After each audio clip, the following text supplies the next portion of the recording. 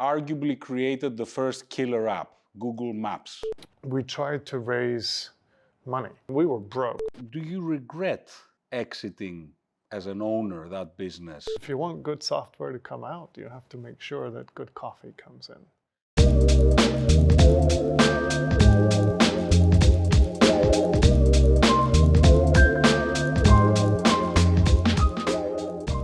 So welcome to our first English-speaking Innovative Greek Talks.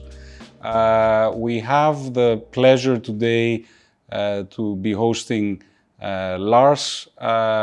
Before we go into the details, I'd like to thank Google for its kind sponsorship of this series and remind everyone to subscribe to the channel. So with no further delay, let me introduce Lars. Lars is quite an iconic character when it comes to our space, technology, because he and his brother arguably created the first killer app, Google Maps. So we have with us today one of the two guys that created Google Maps that I think we all use a lot, and it's one of the least controversial applications out there. I don't think you've ever had negative publicity other than people getting lost at times. Plenty. Ask me about it later. We'll talk about it. In fact, Lars got lost coming here today using Google Maps, which is very funny. So Google, just very briefly to say that Lars started in his homeland, Denmark, studying, and then went to Scotland and ended up in Berkeley for his PhD. And that was the place where I think Google Maps, you started, but you'll tell us about all this. The bottom line is he then went on to become part of Google and then also was head of engineering at Facebook. The most interesting thing is that he is now a Greek. He has moved to Greece with his Greek wife and their kid. And he's actually a neighbor of mine as well and a friend now. So welcome, Lars. We also have with us today a very old acquaintance of mine, Péggυ, who I've known for many years. She was heading Microsoft in Greece for many years and is now the general manager of Google in Southeast Europe, and also our kind sponsor of these Innovative Greek Talks. So welcome, Péggυ. I'll start with you, Lars. I think a lot of the people watching these podcasts are probably dreaming of creating something like what you did. And it's, I think, quite rare for them to have the opportunity to hear straight from the horse's mouth how it all happened for you. So I'd like us to sort of give us a sense of how Google Maps came about and sort of share the pains and victories of the whole process. Yes, sure. I too dream of building something like that again. Look, it started actually with a crisis. It started with the big stock market crash in, 2001, tech-centered, phenomenal crash after the big dot-com bubble. My brother and I were both working for someone else's startup in California that had raised a bunch of money, didn't quite find a market fit, and died after the stock market crash. It really started with us getting laid off, very literally, in several rounds of layoffs. My brother got laid off 3 months before me, and by the time I predictably got my pink slip, he already had our next move. He was like, okay, Lars, welcome to the unemployed. Let's do something in mapping. So my brother, he's a college dropout. I went all the way through and got a PhD. I was a student until almost 30, but he's a college dropout. He's the one with the idea, the playful mind. He actually had a bunch of ideas, but he realized that at that point in time, you wanted an idea where a very small team could have a huge impact. And so he thought mapping was the place. This was 20 years ago now, and you might remember back then mapping online did exist. It was MapQuest in the US. I don't know if there was one here in Greece, but like every country had a dominant map site. They were all really clones of MapQuest. And my brother started his pitch by saying, those things suck. To which I responded, but I use it, several times a week. I get directions, I print them out, I have them on my seat. It's much better than the old books we used to have. But my brother was convinced it sucked. And then he listed, 10 things that we could do better. We could make it prettier, bigger, faster, all of these things. But in particular, I had this view that the map should be a platform for information and services. It shouldn't just be a little thing next to a bunch of text on a web page. It should take up the entire page, and then the information where things are should be on the map. And in fact, one of our very, very earliest prototypes had this thing where you could go search for a cinema. And then you'd see where the cinemas were, and if you clicked one, you'd see the billboard of that cinema. You'd see all of the things showing in the time, so you could click one and go buy a ticket. All of it right there on the map. And so we set out to do this prototype. It was just the two of us, my brother and I, in our living room. Had no money, because remember the dot-com days, we were all going to be very rich, and so we didn't think to save any money, and so we had to cash in pensions and max out our debit cards, and I did a few kind of contracting gigs on the side to make a bit of money. And then we built this thing, and 6 months in, we tried to raise money to build a company, and it spectacularly failed. We did 10 meetings with VCs and never even got a single call back. And you have to remember, this was very different times. There were no angel investors, right? The stock market has just crashed. Everyone has lost all their money. And VCs were extremely cautious. Today they are cautious given what's happening in the world, but nothing like it was back then. And then we went back to work. We got 2 more guys involved actually in Australia, some guys engineers that we'd worked with elsewhere, and we expanded on the prototype. We waited another 6 months. We now had a really compelling prototype, and we went back to California to pitch VCs. And now we got one interested, and a big player too, still a big player. And they were like, look, we should invest $2 million for 40% of your company, which, today would be a terrible deal. But back then, it was the best thing you could imagine. And we started working on terms. We got a lawyer involved who was willing to work on a contingency that they would only needed to get paid if we actually raised the money, and we hashed out all the details. We had no experience with all this, and so it's quite quick. And then literally on the day we were going to sign that term sheet, Yahoo, 20 years ago, Yahoo was a big player and a big competitor of Google still, did something to their map site, something that had inklings of what we were trying to build. Nothing like what our prototype could do, but enough that the investor said, look, your window just closed, we're not going to invest. And just to be clear, they had not promised investing anything. We had not signed the term sheet, and the term sheet, as you know, is not binding anyway. They just got us this far in their funnel, and then they decided against it. And actually, I made a practice every time we met with them. I asked them, where are we in your funnel?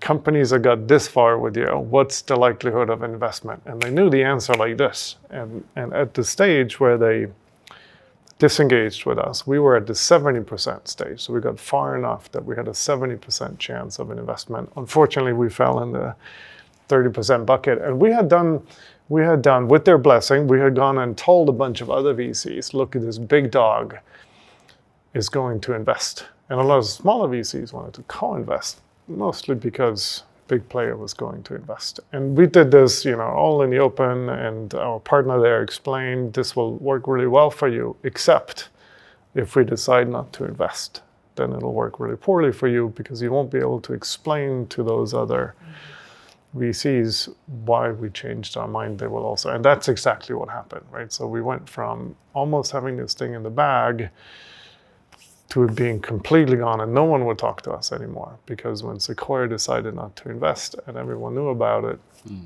it was... I'm curious to ask you at this point, as the story unfolds, did you feel at the time like an entrepreneur?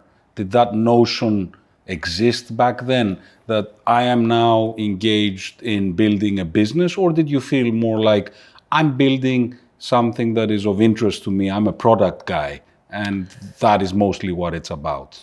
Well, a bit of both. So we definitely thought of ourselves as entrepreneurs. We're trying to build our own company here. We want to be our own masters, but it was all centered around a product vision. That was my brother's. In the beginning, I added a few smaller ideas to his big ideas along the way. But we very much thought we're going to go start a company. We're going to raise money. We're going to do it that Silicon Valley way, which did exist 20 years ago. You know, Google had been built that way. And we were all big fans of Google already back then. So we're now in 2002 or so, a couple of years before Google's IPO. But Google was already... It was really the only thing to come out of the .com, that's unfair, but it was the biggest thing to come out of the .com era and actually turn into an incredible, obviously, company. So what happens next? Yeah, so what happens next? we avoided driving any cars for a couple of days because our heads were, as you can imagine, it was quite a blow. And we were broke, but I mean, we were at the ends of our mega funds. But there was this one guy that the investor had introduced us to, who was going to be the business person on our team, because we were 4 engineers and very obviously knew nothing about business. And so this guy, Ram Sharam, he worked with the investor to help companies like ours out. He was going to co-invest a little bit, and then he was going to get some advisor shares and spend a day a week helping us out. And we had just met him and given him our demo, and he liked it. And once we got over the blow, we made 3 phone calls to the 3 people that had been the most bullish. The lead partner at the investor, who had kind of shepherded us through their process, Ram, that the investor had introduced us to, and then the guy who had introduced us to Sequoia in the first place as well. And we were like, now what do we do? Right, so you call your biggest fans and you tell them you know, 3 or 4. I called my mother too. Both of you, I'm sure. She had a great advice. She said, Lars, it's because there's something better out there for you. That was my mom's advice. But so we called these guys, and Ram had they all had ideas. But Ram had the one we went with because he had conveniently done that same sort of work for Larry and Sergey when they started Google 5 years earlier, however many years earlier it was. And he was on their board. And so he said, look, the exact same reason that the investor no longer wants to invest, which remember was that Yahoo had done a little something to the map site, that exact same fact will make Google want to buy you. Because Google doesn't have a map site, didn't have a map site.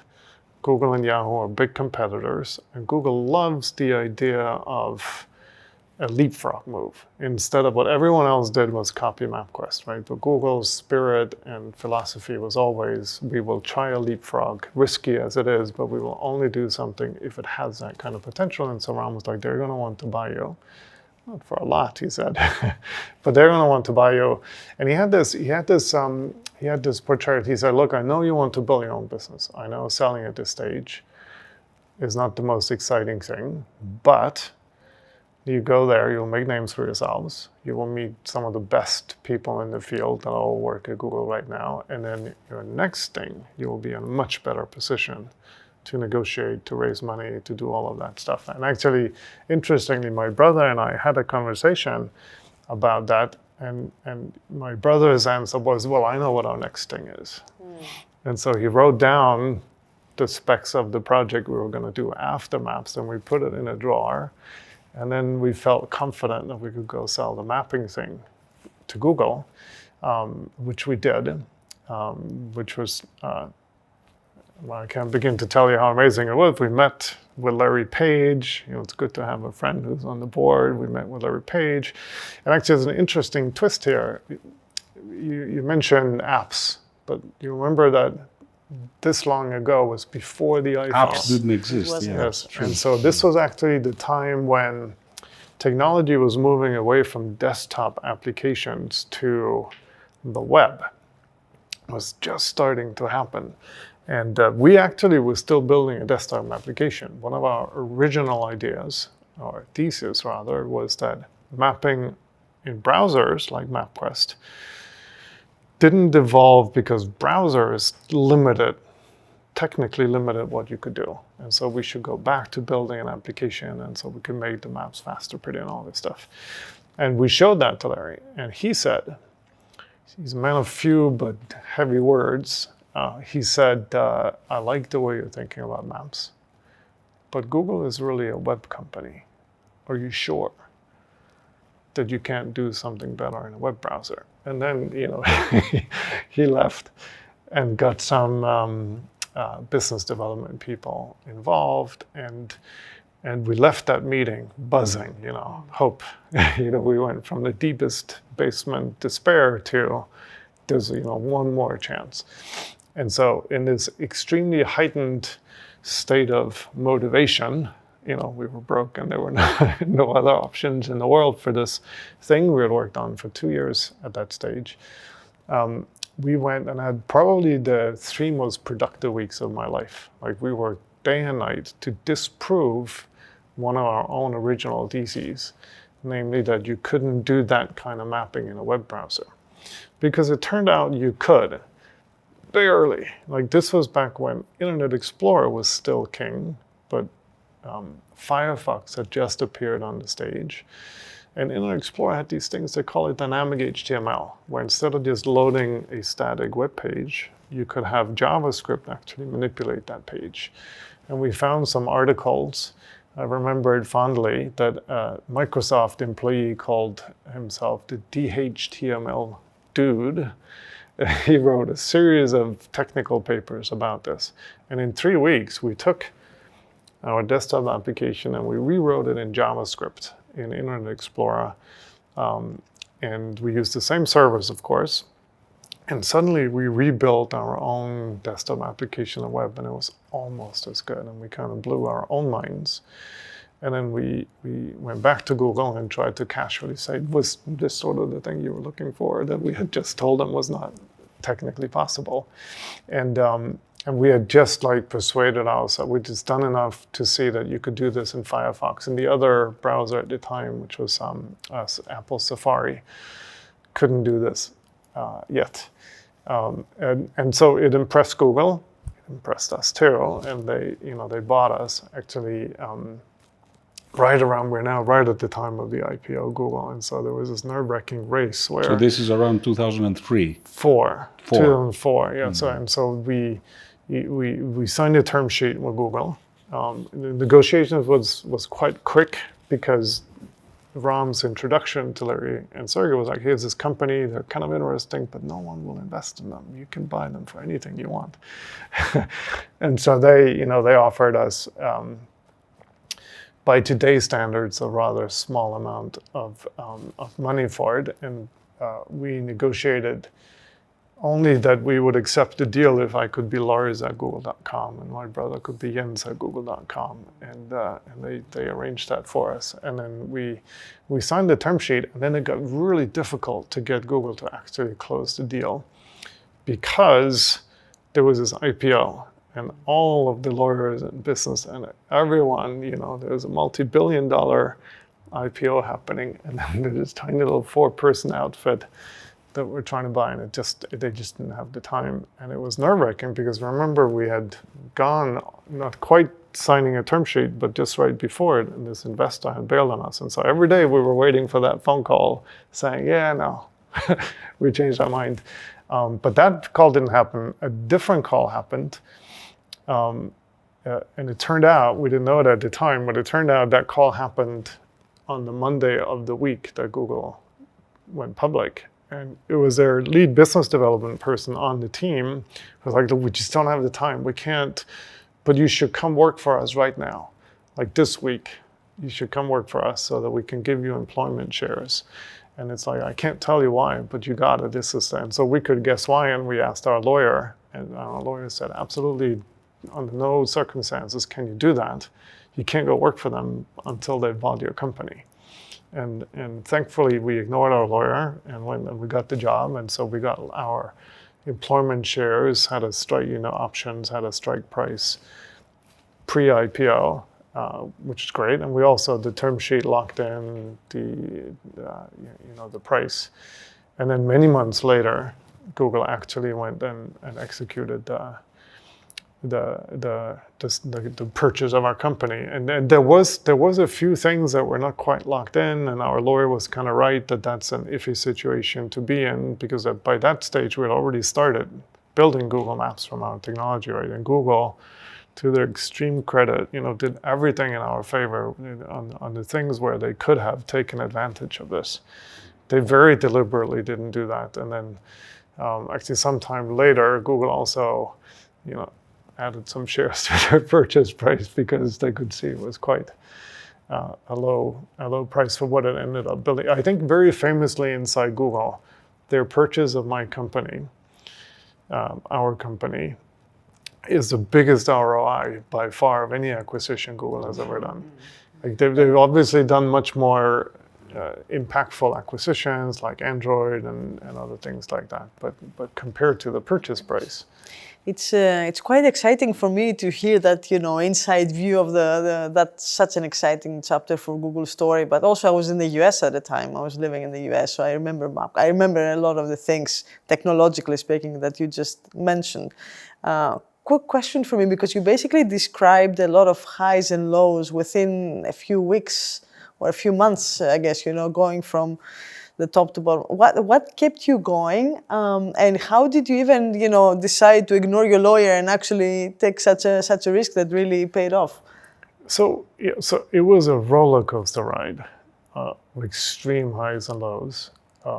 And when I tell this story, now it's 15, 20 years ago, I still can't believe the number of times it could have totally failed. And I'm only mentioning a few of them here.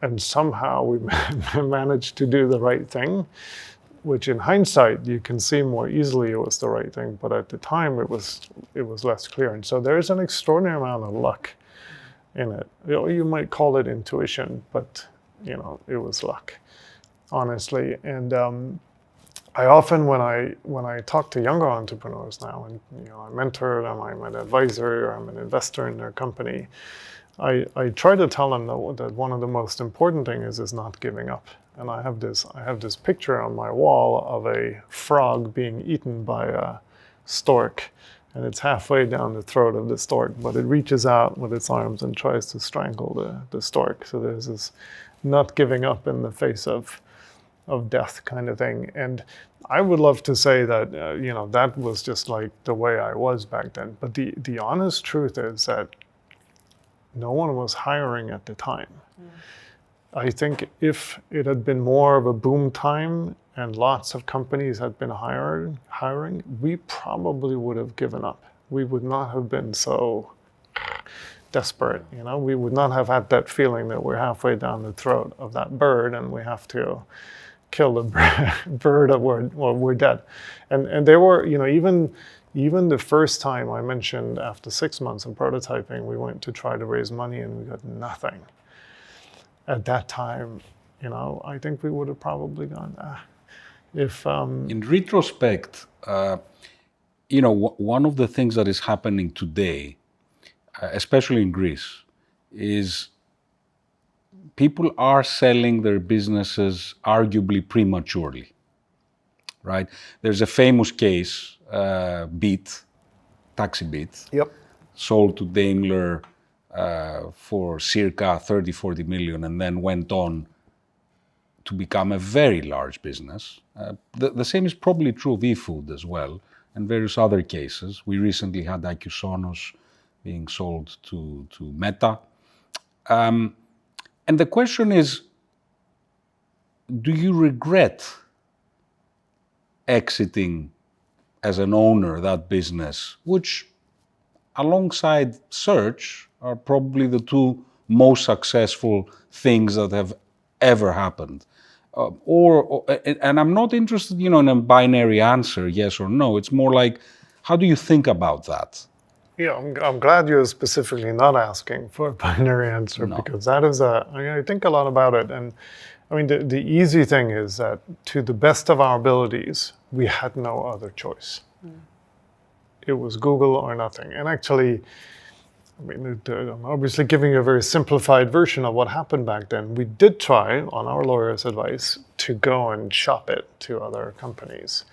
There weren't a lot of companies to shop it to back then, but we tried and no one else was interested in this. And actually, a thing we heard over and over and over from other engineers, from investors, from other potential acquirers was, look, there's no money in maps. And everyone kind of knew that because MapQuest had sold to AOL for more than $1 billion. And then AOL had not turned it into anything much, and all their people had left. And often we heard people say things like, yeah, we had that idea. They were looking at our product. We had that idea, but you can't make money from maps, so no one would pay us to build it, kind of thing. And so I don't think we had another choice at the time. And we were broke. Remember, we did this all on our own money, and we literally, like, when I got my first Google paycheck, my rent check had bounced that same month. It was scary. And so I don't think we really had a choice. Now imagine we had a choice to continue in some form. Would have it gone better? So now we're in a super hypothetical thing. And a couple of things I want to say on both sides of that is we were young, we were full of energy, we had, endless ideas for where we could take this thing. And it's possible that we could have built it into, a unicorn, a multi-billion-dollar business on our own if we had succeeded in finding money. But I should also say that Google Maps was not just, a translation or rebranding of the product that we were building, right? It was us. Once we got that inkling of interest from Larry, very quickly, we were already big fans of Google, but we really studied what would Google do, what should Google do, given who Google is and search and all this stuff with a mapping site. And when we built that web version of it, we kind of translated our user interface and the kind of spirit of the product to a Google version of that, which was very search-centric, right?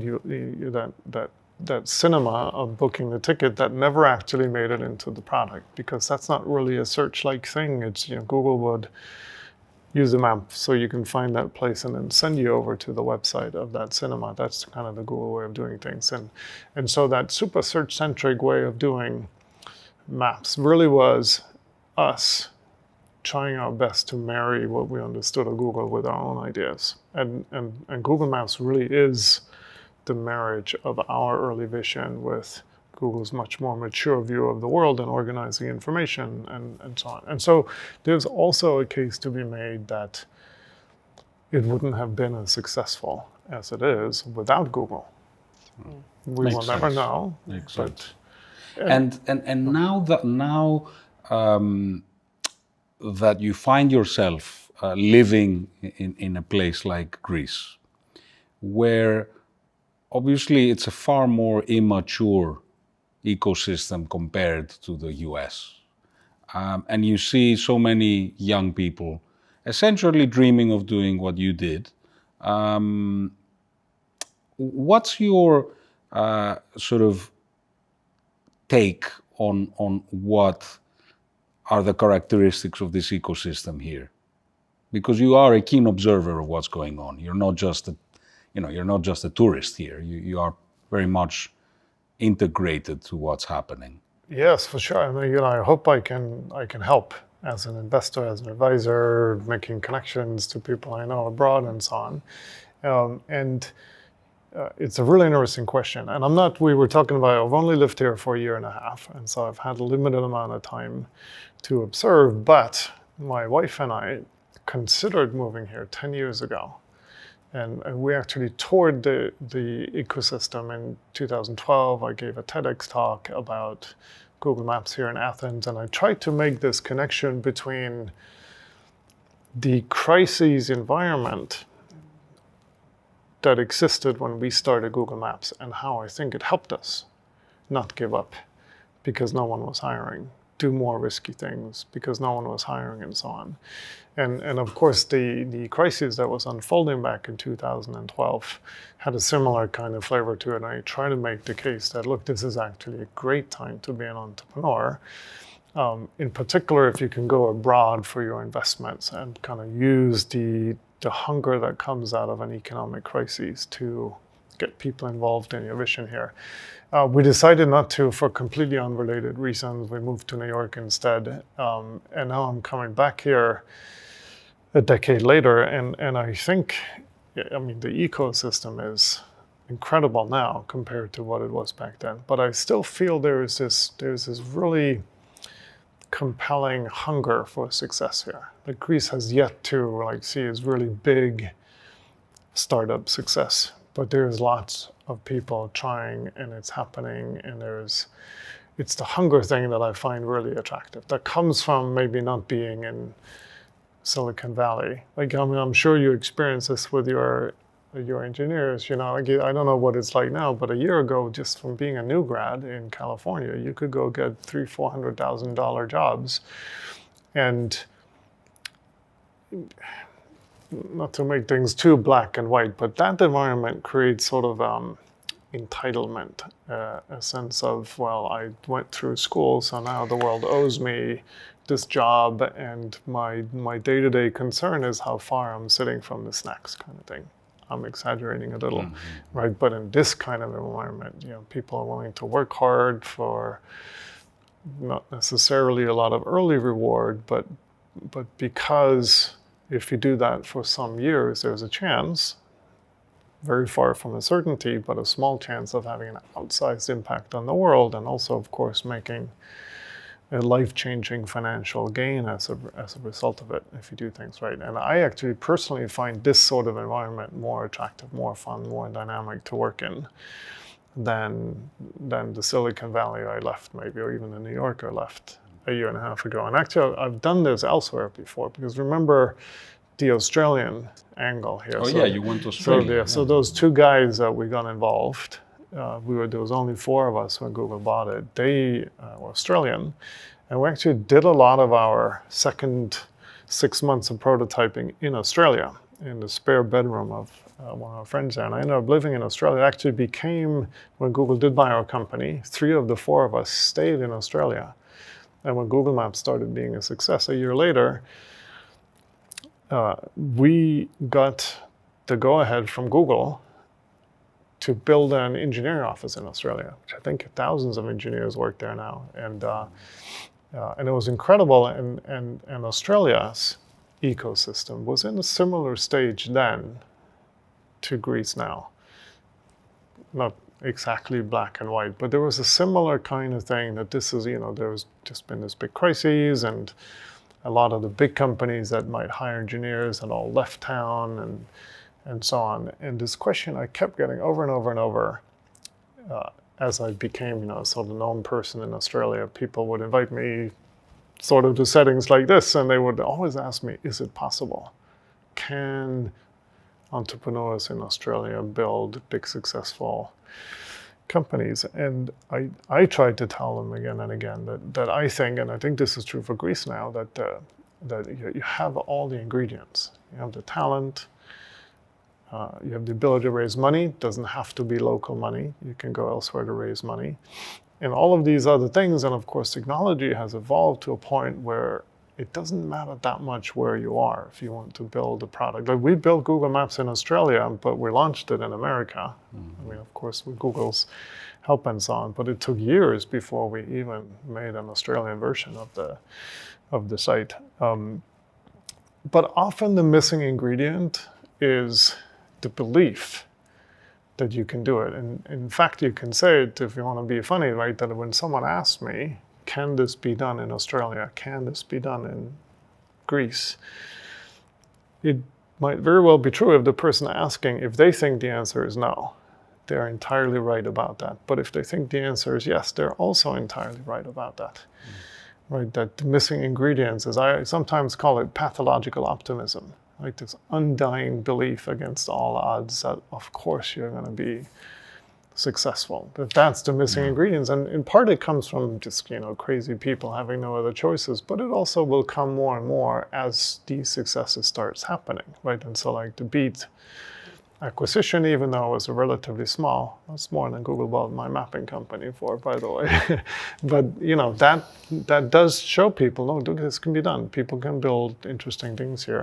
And it's, to me, it's just a matter of time before that unicorn, it's a somewhat arbitrary definition, right? But a unicorn will appear, maybe blue ground, who knows, right? And that's going to kind of fuel that pathological optimism once people start seeing more and more successes. And I think that's the difference between the decade before that you mentioned previously, the last time that you actually inquired to come to Greece, and here. I think there has been a shift, culturally almost speaking, because Marcos has been that for many, many years. I've also been around this from the other side, but I think the faith was there. The ingredients were there. Maybe the technology is now more abundant. Maybe it's easier to actually go get funding from abroad. But I think there was an element of faith or of optimism, like you said, that was not there. And there had to be some crazy, let's say, pioneers to open up that road and show that it is possible. Because essentially, to your point about never waste a good crisis, when you have options, you will always tend to go with the option that seems, with the more instant gratification, let's say, whereas this path, has some ways to go. So there needs to be basically role models. There needs to be cases that we have seen. There needs to be cases where people will actually pursue their dreams in an age where, potentially the options are not defined by you. Maybe your family plays a role, maybe other factors play a role, your financial situation, your options. So there needs to be these role models and these success stories that will basically break the mold, if you will, of the career path that people think of when they're young, and actually feed into this entrepreneurship spirit. And I think that has really shifted in Greece in the past 5 to 10 years or so massively. I think it has shifted, but Greece is still a country kind of torn between fatalism, which is a very, it's a very, let's call it, it's very ingrained, this fatalism and cynicism and I'd say lack of optimism. And on the other hand, a very vibrant, kind of optimistic, hopeful part and Greeks being like a crossroad between East and West have both, right? Right. And the truth is that this is an internal battle, I think, within every entrepreneur living and trying here. That somewhere inside they feel, yes, I can do it, but at the same time feel that maybe, this is too much. You go against the odds in some way. To go against the odds. But I think you were both right that we don't yet have, we've made a lot of progress in Greece, but we don't yet have these breakthrough huge global businesses like a Greek Spotify or like a Greek sort of equivalent of UiPath, which by the way is right around the corner. It's a business, if I'm not mistaken, either Bulgarian or Romanian.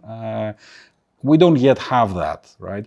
So, which I guess makes it exciting because prospect is let's see what happens next. But and with Lars now here in the ecosystem, I think the more we have people like Lars, it helps because you realize that it's doable. I mean, he comes from Denmark. Denmark is not a big country, right? We have our neighbors Israel as well that I think have proven that a small country can do amazing stuff. My final question, because we're running out of time, to Lars is, after all of these experiences you've had you know, what do you feel is, at the end of the day, the purpose of life? It's a big question. I ask all of my guests this as a final question. Yeah, well, kite surfing, obviously. Of course. I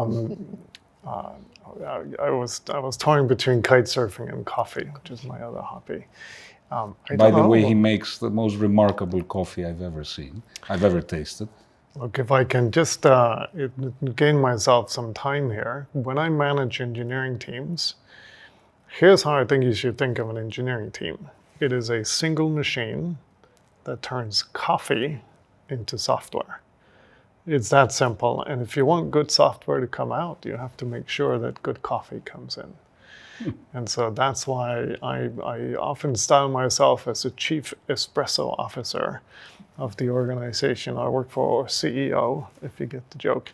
But that's an aside. The meaning of life, I am not sure I can answer that, but I will tell you the things that gives me like tremendous joy, pleasure, and that makes me proud, to be blunt. And obviously Google Maps is one of the top things on that list. Professionally speaking, the very top one, right? That the number of people that use this product that I help start and seem to enjoy it and don't get lost too often. If we had more time, we should talk about all the controversies, because some of them are quite fun. But the fact that I can travel to almost any country in the world, and if someone is kind enough to mention my involvement with the product, people immediately know what it is. And that's unbeatable. That's an unbeatable feeling. And I wasn't joking. I mean, I was joking, but it's still true that I do dream about recreating that kind of success in my own career. Unlikely to happen. I was part of helping another team of entrepreneurs build something that I think has even bigger potential, which is Canva down in Australia.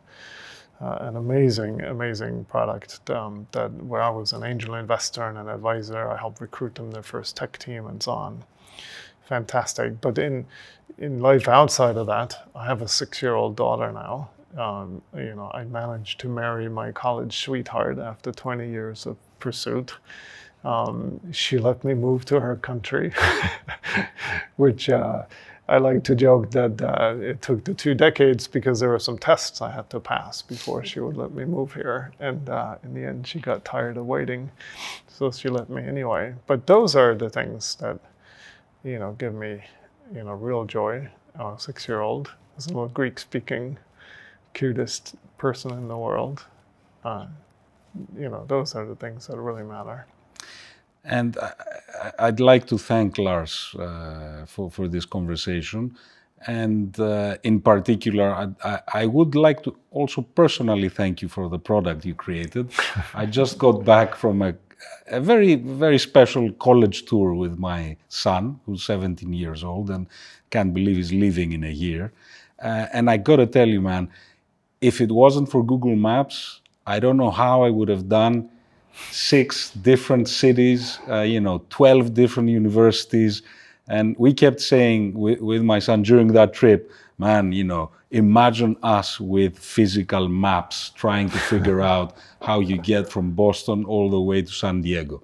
So, Lars, I think humanity thanks you for what you've done.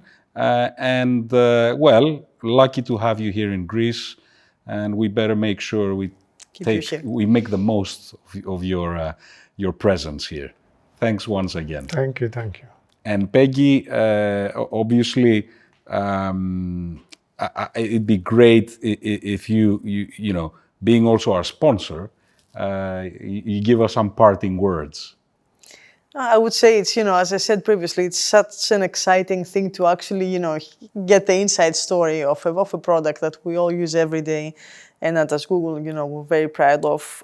It's now taking a twist also of sustainability. Now through Google Maps, you can get the most environmentally friendly route to go to places. So, the product is evolving along with the world and its needs. So it's really exciting to actually meet you in person, Lars. And I would say, as I said previously, Marco, having role models and having discussions like this, I think get people to think, get people to, dream, and get people inspired to actually follow their dreams. So thank you also for what you're doing for this ecosystem. And it was a pleasure. Thanks for having me. Thank you, guys. Thanks.